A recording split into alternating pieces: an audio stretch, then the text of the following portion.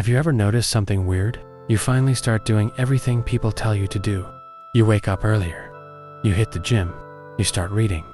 You delete social media. You watch self-improvement videos. And yet, you still don't feel happy.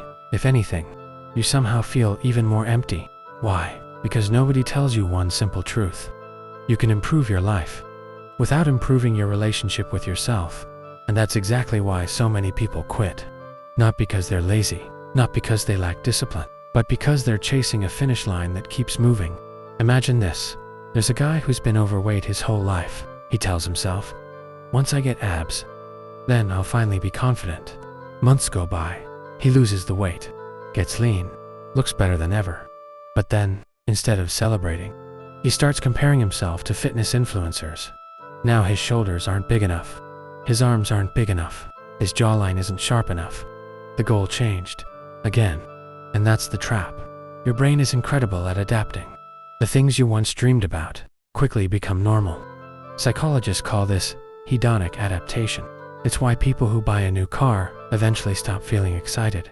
It's why getting more money doesn't permanently make people happier. And it's why self-improvement can quietly become self-hatred if you're not careful. The biggest lie we've been sold is this. If you become enough, you'll finally feel enough. But that's backwards. If you don't believe you're enough today, your future success won't magically convince you, because the voice inside your head always finds a new reason. It says, you're doing okay, but look at him. You're getting stronger, but you're still behind. You're making money, but not enough. That voice isn't trying to help you. It's addicted to comparison. And social media, it feeds that addiction every single day. You're comparing your behind the scenes to someone else's highlight reel. Someone posts the Lamborghini, not the years of debt. Someone posts the six-pack, not the days they hated themselves. Someone posts the perfect relationship, not the arguments that happened an hour before the picture. You're comparing reality to marketing, and no one wins that game. This is something I've started realizing more and more. Seeing this generation, I realize how important spreading positivity is. Because negativity spreads on its own. Fear spreads on its own. Comparison spreads on its own. But hope, someone has to choose to spread it. Now don't misunderstand me. I'm not saying stop improving yourself. Go to the gym. Learn new skills. Build your career. Become stronger. Become smarter. Become healthier.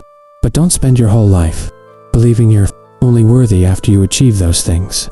Because if your self-worth depends on achievement, you'll never let yourself rest. Every accomplishment becomes another checkpoint instead of a celebration. Here's something nobody told me. Discipline isn't waking up at 5 a.m. Discipline isn't taking cold showers. Discipline isn't reading 50 books a year. Real discipline is keeping the promises you make to yourself, even the tiny ones. If you tell yourself you'll go for a 10-minute walk, go.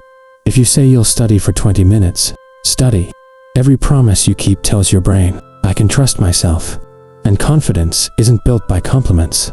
It's built by evidence. Think about the people you admire. Most of them aren't perfect. Some aren't the smartest. Some aren't the richest. Some aren't even the most talented. But they have one thing most people don't. They trust themselves. And that's powerful. Because when life gets difficult, they don't panic. They know they've survived hard days before. If you've been feeling stuck lately, I want you to stop asking, why am I not enough? Instead, ask, what small promise can I keep today? One workout, one chapter, one prayer, one honest conversation, one healthy meal, one step. Because your future isn't built in giant leaps. It's built in ordinary days, repeated consistently. Before we finish, subscribing doesn't cost you anything, but it helps grow the channel. If even one idea from this video made you think differently, consider sticking around. My goal isn't to tell you you're broken. It's to remind you that becoming better doesn't require hating who you are today. Your life won't change overnight, neither will mine. But every day you choose growth over excuses, kindness over comparison, and progress over perfection. You're already becoming the person you've been chasing. The version of you that you've been looking for might just be the one who finally stops running from himself. See you in the next one.